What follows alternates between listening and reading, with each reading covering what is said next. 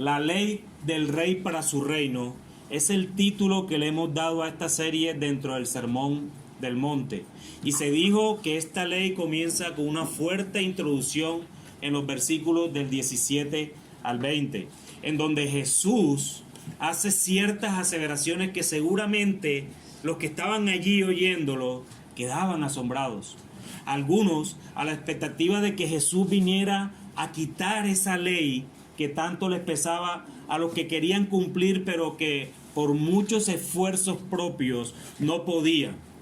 Pero por otra parte, podrían haber algunos que creyendo que estaban cumpliéndolo, estaban esperando un espaldarazo de parte del Señor que les dijera: buenos siervos, ustedes son buenos siervos. Pero para sorpresa de todos, lo primero que declara es que Él no había venido a quitar la ley, no venía a borrarla para desaparecerla, sino que había venido precisamente para lo que no podía hacer ese primer grupo, a cumplirla. Insistía en que ni una tilde ni una jota de la ley dada a Moisés pasarían hasta que todo se cumpliera. Entonces, no solo no vine a quitarla, sino que también vine a cumplirla. Y aún después de cumplida, seguirá vigente hasta que todo pase. Decepción total para ese grupo que quería que le quitaran esa carga.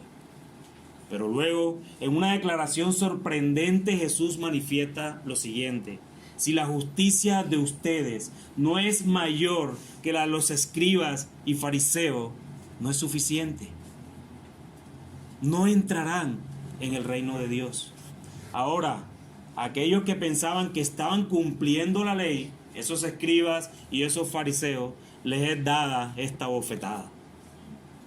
Porque Jesús les está diciendo a sus discípulos que esa justicia que ellos están practicando no es suficiente para entrar en su reino. Necesitan una justicia superior. Y es basado en ese versículo 20 cuando se puede interpretar las 6 leyes citadas por Jesús que siguen a continuación hasta el versículo 48 de este mismo capítulo. Este mismo versículo 20 nos da la ilustración de que los fariseos, los maestros, los rabinos en toda la historia habían interpretado la ley de Moisés de una manera equivocada. Porque si bien parecía que había puesto más difícil el mandamiento, la verdad era que estaban bajando el verdadero espíritu de la ley mosaica.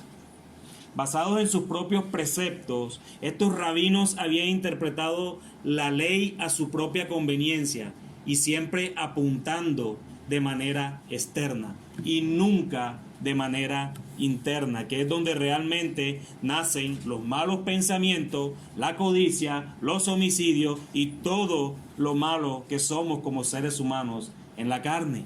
Porque de toda cosa guardada, dice Proverbios, nos es mandado que guardemos ¿qué? Nuestro corazón. Es en ese contexto el que se presentan estas 6 leyes precedidas de la frase oísteis que fue dicho. Oísteis que fue dicho. Donde Jesús está diciendo que con base a esa propia justicia de los fariseos y escribas es que interpretan esos textos. Oísteis que fue dicho. Por ello Jesús no vino a abrogar, sino a cumplir y a mostrarnos la verdadera interpretación de la ley. La ley de Dios interpretada por el Dios de la ley.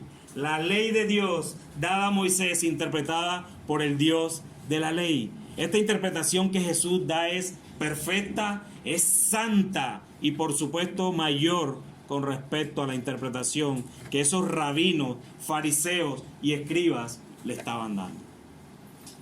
Y Jesús comienza con el tema del asesinato, interpretando la ley de Moisés, el cual no es externo meramente, aunque esto sea importante evidentemente, ya que es la consumación del pecado. Pero la demanda de Jesús es superior porque su justicia es superior a la de los fariseos. No, en mi reino el asesinato lo cometes desde el corazón, cuando te enojas con tu hermano, cuando le dices necio, cuando le dices fatuo, desde allí, desde ese mismo momento, ya tú eres un asesino. igual a cualquiera que tome un arma y atente contra alguien. Es en ese mismo sentido, prosigue Jesús, y llega al texto que estudiaremos en nuestro sermón del día de hoy, el cual se ha titulado No adulterarás. No adulterarás. Y quiero que veamos ese texto a la luz de 3 encabezados. En primer lugar, vamos a ver no adulterarás según la justicia de los fariseos y escribas en el versículo 27. En el segundo encabezado miraremos entonces no adulterarás según la justicia de Jesús en el versículo 28. Y en el tercer lugar miraremos no adulterarás, aplicación de la justicia de Jesús en el versículo 29 y 30. Jesús sigue poniendo al descubierto la arrogante exhibición externa tipificada por esos escribas y fariseos, mostrando que la única justicia aceptable a Dios es la pureza del corazón. Sin esa pureza, la vida externa no hace ninguna diferencia. La evaluación divina se lleva a cabo en el corazón. En el corazón. Él juzga la fuente y el origen del pecado, no su manifestación o falta de manifestación. Nosotros hemos sido asesinos sin ser asesinos para la ley del hombre. Pero nosotros lo más probable es que hayamos sido asesinos alguna vez. Y eso es lo que Jesús está contradiciéndoles aquí a los escribas y los fariseos. Y no podemos olvidar que en el contexto de ese monte, la mayoría son del pueblo judío. El Evangelio de Mateo mayormente está dirigido al mismo pueblo judío. Y es allí donde queda uno asombrado al ver cómo Jesús, en medio de ese pueblo, le está diciendo: esos que ustedes consideran que son moralmente buenos, que son los mejores del mundo, son más asesinos que ustedes quizás.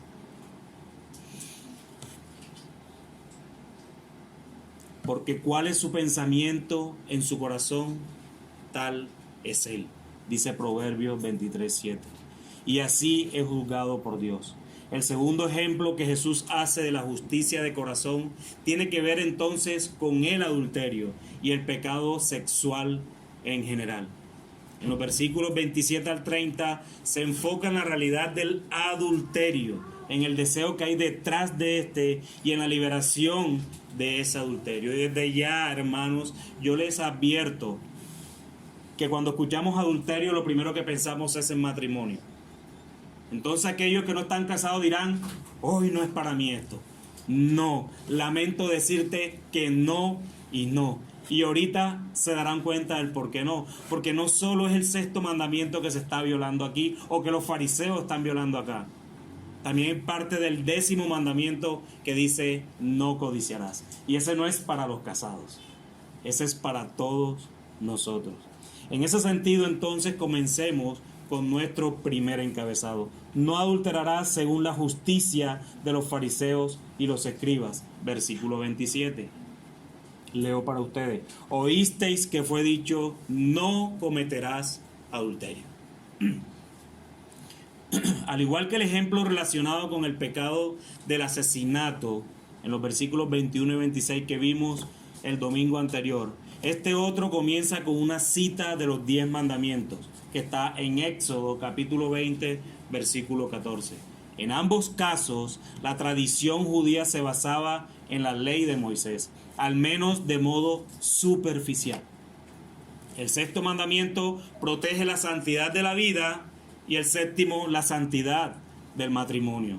Los que confían solo en la justicia externa quebrantan esos 2 mandamientos porque en sus corazones atacan la santidad de la vida y la santidad del matrimonio, aunque exteriormente lo atacaran o no. Cuando están enojados o están odiando, cometen asesinato. Cuando desean sexualmente, cometen adulterio. Y cuando hacen cualquiera de esas cosas, eligen despreciar la ley de Dios y el nombre de Dios. Aunque las tentaciones sexuales han sido fuertes desde la caída del hombre, nuestra época de permisividad y perversión ha traído un gran aumento en esas influencias destructivas que ninguna sociedad en la historia ha tenido antes. Nuestra era muestra una tolerancia desenfrenada de la pasión sexual. Ya esto no es, mejor dicho, los que pensamos así somos unos retrógrados. Ya hoy reparten preservativos en las calles. Joven, ten pero protégete. Esto es común. Estamos en una era perversa. La gente la propaga, la promueve y la explota a través de los medios de comunicación más poderosos y dominantes, jamás antes conocidos por el hombre. Ese parece ser el tema casi más ininterrumpido de entretenimiento de nuestra sociedad. Incluso en círculos académicos y religiosos vemos seminarios, libros, cintas, propaganda de todo tipo que prometen mejorar el conocimiento, la experiencia, la libertad, el disfrute sexual. Eso es lo que estamos viendo hoy. El mundo usa el sexo para vender sus productos y ensalzar sus programas. Hoy cada telenovela, cada programa de televisión tienen que incluir el sexo. Antes, 60, 70 años atrás, era imposible porque era radio, telenovelas. No podrías ver. Hoy no. Los delitos sexuales han alcanzado su máximo histórico. Mientras que se justifican la infidelidad, el divorcio y la perversión, el matrimonio, la fidelidad sexual y la pureza moral son totalmente menospreciados, ridiculizados y provocan risa. Ese es en el mundo en el que estamos hoy. Estamos preocupados con el sexo hasta un punto como quizás nunca antes se ha visto en una cultura civilizada. En medio de una advertencia bíblica contra el adulterio, se instruye a los esposos: sea bendito tu manantial y alégrate con la mujer de tu juventud, como sierva amada y graciosa Gacela. Sus caricias te satisfagan en todo tiempo y en su amor recréate siempre. Proverbios capítulo 5 del 18 al 19. Dios ha diseñado y bendecido la expresión sexual, mis hermanos. Es una bendición la expresión sexual, única y exclusivamente en el matrimonio. Y difamar o denigrar esa expresión adecuada con prácticas como castración, incluso celibato obligado, cabe anotar, es algo tan perverso como la fornicación, el adulterio o la homosexualidad. Hay un disfrute en el sexo, hermanos. Y eso no es ninguna mentira y la Biblia lo enseña, pero en el contexto única y exclusivamente del matrimonio. Lamento decirle a estos jóvenes que no se han casado, pero este disfrute solo lo tenemos los que estamos casados. O en teoría, este disfrute solo lo deberíamos tener los que estamos casados. La solución a la impureza sexual no puede ser entonces externa, porque la causa no es externa.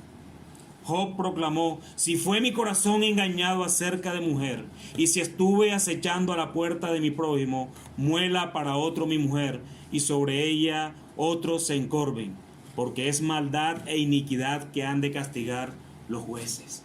Job sabía que la infidelidad física es ante todo un asunto del corazón, y que la lujuria es tan pecaminosa a los ojos de Dios como el acto del adulterio.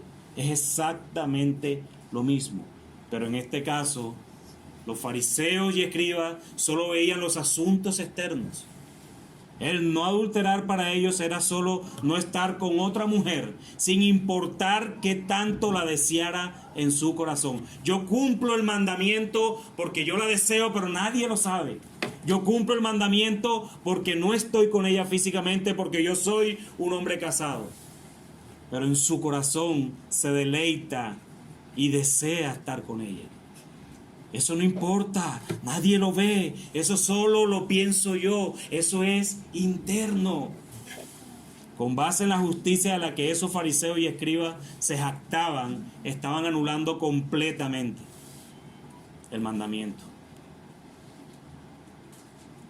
Pero sí estaban anulando, tal vez no estaban anulando completamente el mandamiento, porque ellos dijeron: no cometerás adulterio. Es lo mismo que dice Éxodo capítulo 20. pero sí estaban anulando totalmente hacia dónde apuntaba el mandamiento de no adulterarás.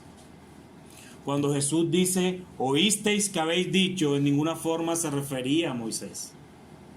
A pesar de que lo que dijo, no cometerás adulterio, está explícitamente en el mandamiento, en las tablas de Moisés. Jesús se refería a la interpretación del mandamiento. Ustedes, escribas y fariseos, solo lo ven externamente y creen que están cumpliendo. Así su corazón esté deseando a muchas mujeres estando casados. Pero no, al igual que ser unos asesinos diciendo fatuo o necio a tu hermano, de igual forma estás siendo adúltero, así no consumas ese pecado que ya tienes en el corazón. Ya lo tienes en el corazón. Esto no se trata de tus obras, fariseos. Esto se trata de tu corazón. Eso era lo que Jesús les estaba diciendo en el mandamiento. Y yo te pregunto, hermano, que estás acá, ¿esto te aterra? ¿Te parece muy fuerte la manera como Dios ve el pecado? ¿O la manera como Jesús les dice, oísteis que fue dicho? ¿Te sientes lejos de cumplir con lo que Dios requiere? ¿O será que muchas veces queremos interpretar los mandamientos de Dios a la luz de nuestra necesidad para no sentirnos culpables delante de Él? Porque esto era lo que hacían los fariseos. Si tu respuesta es sí a alguna de estas preguntas, entonces estás buscando tu propia justicia y no la justicia de Dios. Jesús no vino a reinterpretar la ley y a decir que Moisés estuvo equivocado, no. Él vino primero a cumplirla y ahora que lo está diciendo es que siempre se tuvo que interpretar de esa manera. Y no como los antiguos y los de la época estaban interpretando, y por ello cierra toda discusión diciendo, pero yo os digo. Oísteis que fue dicho esto, pero yo os digo. Y es esto lo que nos lleva a nuestro segundo encabezado. No adulterarás según la justicia de Jesús. Versículo 28. Pero yo os digo que cualquiera que mira a una mujer para codiciarla, ya adulteró con ella en su corazón. Fuerte.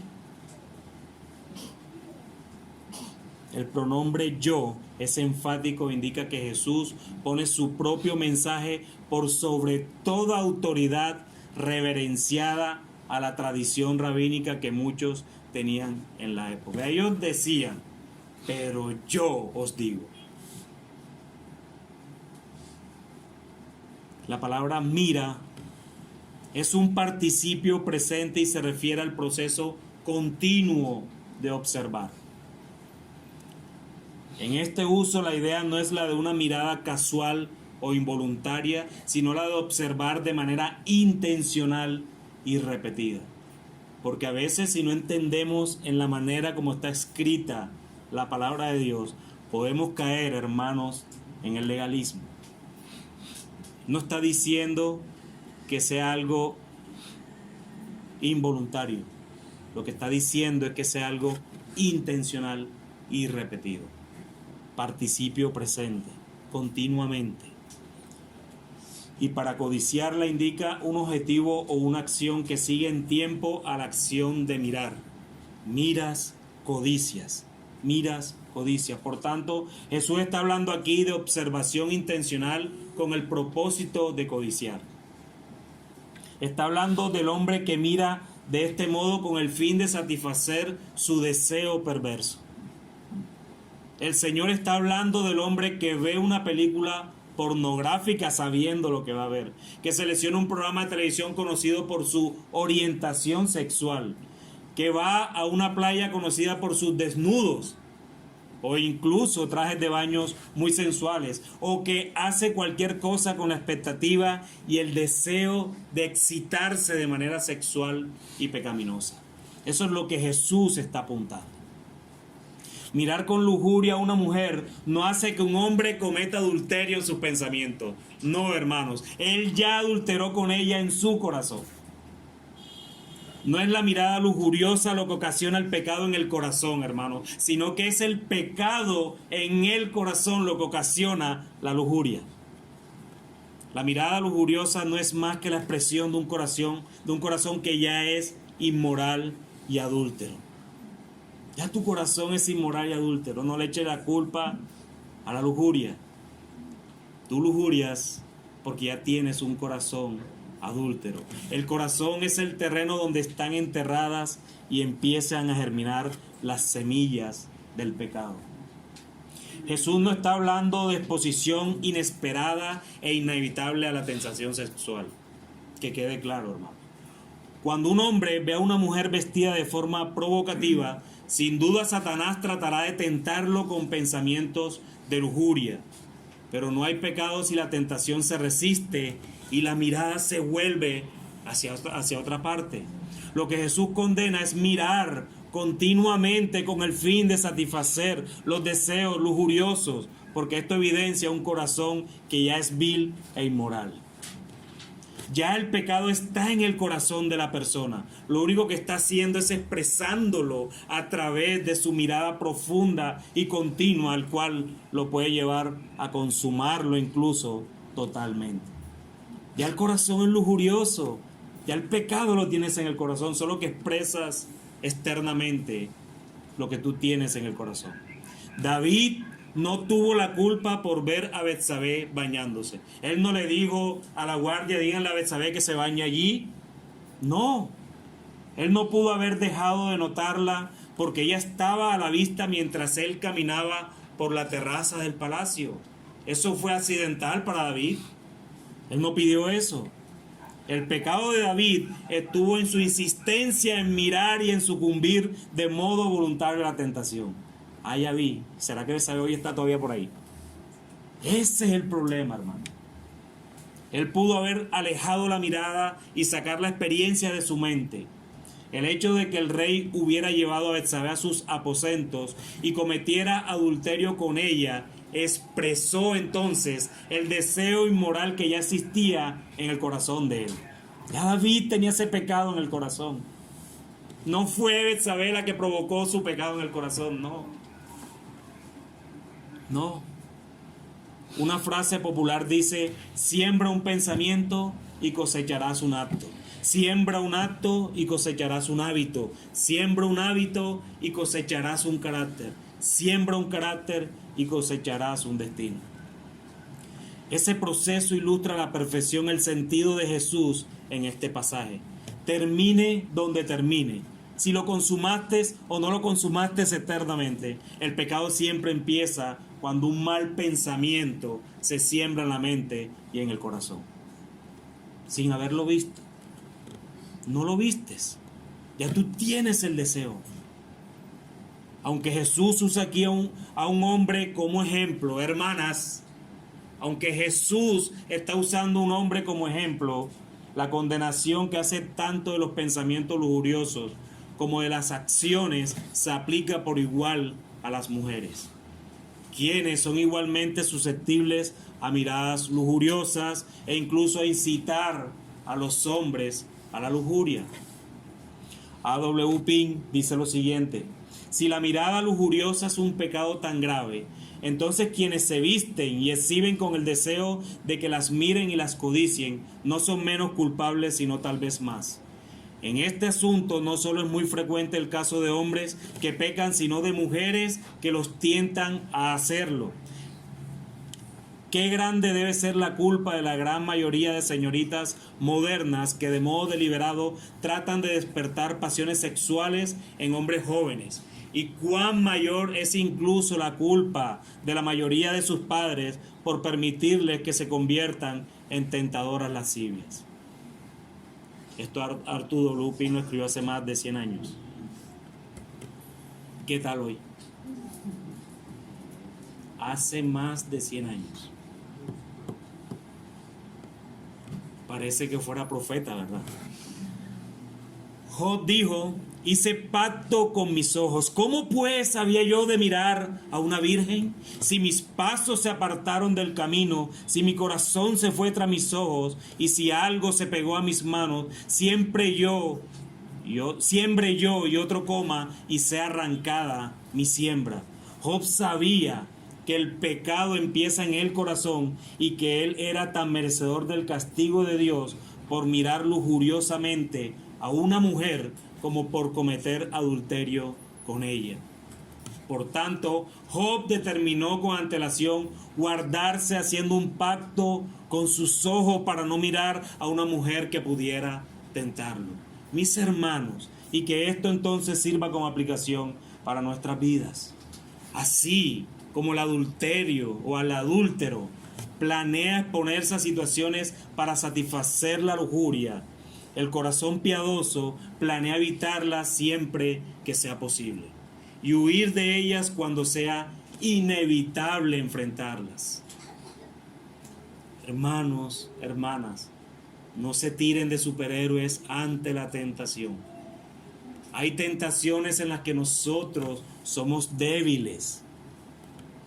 Huye. Eso no es de débiles, eso es de valientes. Huir y acudir al único que nos puede dar la fuerza, al Señor. Huye. De modo que el corazón adúltero se complace con anticipación, así también el corazón piadoso se protege por adelantado. Orando con el salmista, aparta mis ojos que no vean la vanidad, avívame en tu camino, confirma tu palabra a tu siervo que te teme. Pablo exhortó a Timoteo a huir de las pasiones juveniles y a cultivar ¿qué? Un corazón limpio. Por eso, al igual que Job, nosotros debemos hacer un pacto con nuestros ojos. Y no solo con nuestros ojos, con todas las demás partes de nuestro cuerpo, mente y espíritu, a fin de ¿qué? De evitar la lujuria e ir más bien tras la pureza. Y así se manifiesta la justicia de Jesús. Es así. Parece fuerte, parece que nadie pudiera cumplirlo. Y de hecho creo que nadie lo puede cumplir. En la verdadera interpretación del mandamiento. No es solo que no cometas externamente el pecado, sino que si lo cometes externamente es porque seguro, hermanos, ya lo habías cometido en tu corazón, que es donde toda la ley apunta. Pero Jesús no nos deja allí, sino que ahora nos indica cómo se aplica ese mandamiento interpretado por él. Ya de hecho, solo haberlo dicho, yo creo que todos temblaron en ese momento. Todos esos fariseos, todos esos judíos que se creían, yo nunca he adulterado, yo soy el esposo más fiel, pero tu corazón está reventado de deseos sexuales por la mujer del otro, por la mujer joven, por la prostituta, por todas las mujeres, hermano. Y Jesús termina con el versículo 29 y el 30, y es donde vamos a ver nuestro tercer encabezado. No adulterarás es la aplicación de la justicia de Jesús.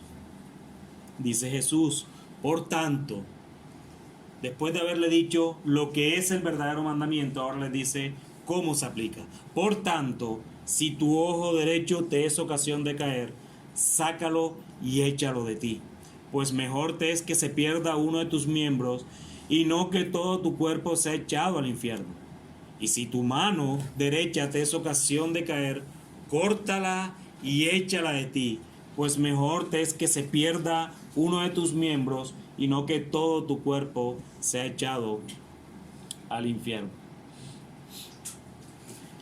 Jesús señala aquí el camino hacia la liberación del corazón pecador. Al principio su consejo parece incongruente, ¿cierto?, con lo que acaba de decir. Si el problema está en el corazón, Señor, ¿en qué ayuda entonces arrancarse un ojo o cortarse una mano? Si se pierde el ojo derecho, el izquierdo seguirá mirando con lujuria. Y si la mano derecha se corta, entonces la izquierda seguirá llevando a cabo sus acciones pecaminosas. ¿Eso en qué tiene sentido? Me acabas de decir que esto es del corazón y ahora me dice que me saque un ojo y que me corte una mano. Es evidente que Jesús está hablando de modo figurado acerca de estas cosas, físicas o no, que nos hacen ser tentados o nos hacen más susceptibles a la tentación. En la cultura judía, el ojo derecho y la mano derecha representan las mejores y más apreciadas facultades de un individuo. De hecho, muchos decían que los que eran zurdos eran pecadores. ¿Aquí hay algún zurdo? Yo, a la izquierda. Eso era la cultura judía, mi hermano, así que tranquilo. El ojo derecho representaba la mejor visión de alguien y la mano derecha las mejores habilidades de esa persona. El planteamiento de Jesús es que debemos estar dispuestos a renunciar a cualquier cosa que sea necesaria, incluso a nuestras posesiones más valiosas, si hacer eso nos puede ayudar a protegernos del mal. Eso es lo que Jesús les está diciendo. Nada es tan valioso como preservar el gran valor de la justicia a cualquier costo. Pero la justicia verdadera, la justicia de Dios, no la justicia nuestra. Obviamente, este fuerte mensaje no es para ser interpretado de modo rígido y literal, de manera que parezca que el Señor está abogando por la mutilación. Si esto fuera literal, hermanos, y con todo el respeto que ustedes se merecen, aquí hubiese, o más bien no hubiese, o hubiese o no hubiese, un montón de tuertos aquí.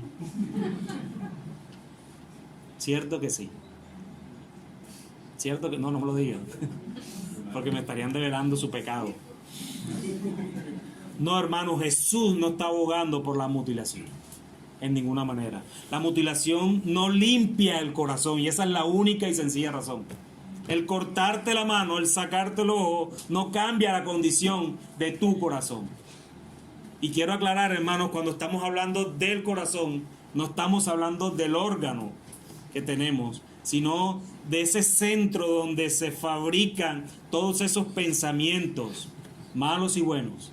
Ese es el centro de nuestra vida, el centro de nuestro ser. La mutilación entonces no limpia el corazón. La intención de estas palabras es llamar nuestra atención a la necesidad que tenemos de aplacar de modo dramático los impulsos pecaminosos que nos presionan a cometer acciones perversas. El mensaje de esta declaración hiperbólica de nuestro Señor es claramente que el pecado debe ser tratado de modo radical. Pablo declaró: golpeo mi cuerpo y lo pongo en servidumbre, no sea que habiendo sido heraldo para otros, yo mismo venga a ser eliminado. El apóstol Pablo. Primera a los Corintios, capítulo 9, versículo 27. Ese fue Pablo, apóstol de Jesucristo.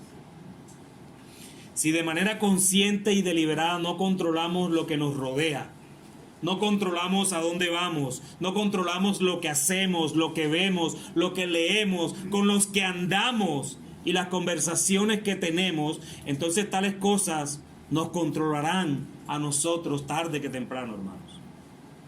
Y lo que no podemos controlar debe desecharse sin ninguna vacilación.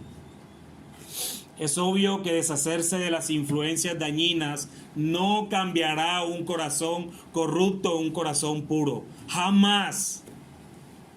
Una acción externa no puede producir beneficios internos. No. Sin embargo, así como el acto externo de adulterio refleja un corazón que ya es adúltero, cuando consuman el pecado, lo que denota es un corazón que ya lo tenía. Asimismo, el acto externo de abandonar todo lo que es dañino refleja un corazón que tiene hambre y sed de justicia. Bienaventurados. Bienaventurados los que tienen hambre y sed de justicia. Ese acto externo constituye una protección eficaz, porque viene de un corazón que trata de hacer la voluntad de Dios en lugar de la voluntad propia. Desea siempre hacer la voluntad de Dios y desecha tu voluntad cuando esa voluntad tuya no va conforme a la voluntad de Dios. San Antonio trató de escapar de la inmoralidad y la lujuria, separándose del resto de la sociedad. Él se convirtió en un ermitaño, él se alejó de toda la sociedad, de todo individuo, de toda cosa, se metió allá en un monte egipcio, en el desierto, donde vivió en pobreza y privación durante 35 años. San Antonio, pero según su propio testimonio, nunca en todo ese tiempo se liberó de las preocupaciones y las tentaciones de las que intentaba escapar. Su acto externo nunca hizo que mejorara su condición en el corazón. Puesto que su corazón aún se hallaba en el mundo, no podía escapar del mundo y rápidamente descubrió que Satanás, el Dios de este mundo, no tuvo dificultad en hallarlo ahí en medio del desierto. En 35 años. Jesús vuelve a exponer las normas imposibles de justicia de su reino. Todos los individuos son asesinos y adúlteros. Todos. Muchos no se dan cuenta de eso debido a la sutileza del pecado y a su efecto cegador en la mente. Jesús no sugiere que los escribas y fariseos o alguien más pueda librarse de la propensión a pecar. Él no está diciendo eso allí, en ninguna manera. Como siempre, la imposibilidad que el Señor explica tiene un doble propósito: hacer que los hombres y las mujeres pierdan las esperanzas en su propia justicia. Recuerden el versículo 20. Siempre tengan en mente cuando Jesús interpreta la ley, el versículo 20, que su justicia sea mayor que la de los escribas y fariseos. Y Él quiere que hombres y mujeres pierdan la esperanza de su propia justicia, como los escribas, como los fariseos y como muchos de nosotros que en cierta medida queremos ser como ellos. Y que además busquen la justicia de Dios. El remedio que el Señor ofrece para un corazón malvado es un corazón nuevo. Es un corazón nuevo. Y su respuesta a nuestra impotencia es la suficiencia de Él. Cristo es suficiente. Cristo es suficiente. Y si tú estás aquí sin Cristo, amigo, déjame terminar con estas líneas únicas y exclusivamente para ti. Yo no lo sé. Dios sabe los que son de Él y los que no son. Yo nada más cumplo con exhortarte hacia Él. Se cuenta que durante la guerra civil, una joven bella, popular y muy educada cayó en la prostitución. A sus 22 años de edad no tenía amigos y estaba destrozada y agonizando en un hospital de Cincinnati. Justo antes de morir, en un gélido día invernal, escribió un poema en que lamentaba su vida. El poema fue publicado en un periódico al día siguiente y pronto llamó la comprensiva atención de miles de personas de toda la nación.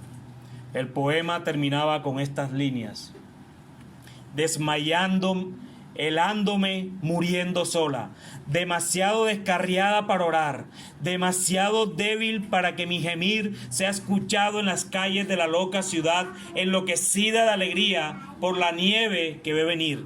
Vivo y muero en mi terrible desgracia, teniendo por lecho y mortaja la nieve hermosa, indefensa y asquerosa como la nieve pisoteada. Pecador, no te desesperes. Cristo humillado baja para rescatar tu alma perdida en pecado y levantar a la vida y al gozo nunca imaginado, gimiendo, sangrando, muriendo por ti, Él crucificado en el madero, colgado. Los susurros de su misericordia llegan suavemente a tu lado. ¿Hay misericordia para mí? ¿Oirá mi débil oración? Oh Dios, a la sangre que para los pecadores derramaste me acerqué. Lávame y más blanco que la nieve seré.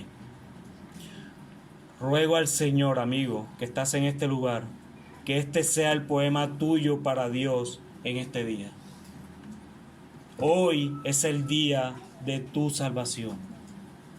Pídele a Dios que te salve, amigo mío. Tu problema no es que hayas sido inmoral sexualmente hablando. No. Hoy, ese no es tu problema. Tu problema real es que has adulterado con tu fe. Con tu fe has creído en todo menos en Él. Ese es tu real problema, amigo. No te preocupes si has sido inmoral. No te preocupes de ello ahora. Preocúpate de tu alma. Y Él te llevará a que te deleites en su ley. Y lo que hoy estás viviendo, pronto lo desecharás. Corre a los pies de Cristo en arrepentimiento y fe. Y te aseguro que Él no echa fuera un corazón arrepentido. Y para ti, mi hermano, que estás en este lugar, no seas como los fariseos y escribas que buscaban su propia justicia delante de Dios. No, trata el pecado como Dios lo trata. No cedas a las tentaciones y corta lo que necesites cortar con un corazón que ama la justicia de Dios por encima de nosotros mismos. No trates el pecado con ligereza, hermano. Ama la ley de Dios. Cristo provee la base de la justicia por la cual somos declarados salvos. Pero se nos exige ser justos en nuestra manera de vivir. Sed santos como yo soy santo. Sin santidad nadie verá al Señor. Debemos repetirnos eso una y otra vez, hermano. Él es la misma provisión de la justicia. Él mismo te sostiene, Él mismo te santifica y Él mismo te glorificará. Él mismo te glorificará. Pero Él nos demanda eso a nosotros. Eso implica practicar la justicia, ser imitadores de Cristo. El mandamiento jamás se dará por cumplido si no se cumple primeramente, hermano, en el corazón. La conformidad externa a la ley no significa nada. Es interior. Jesús interiorizó la ley.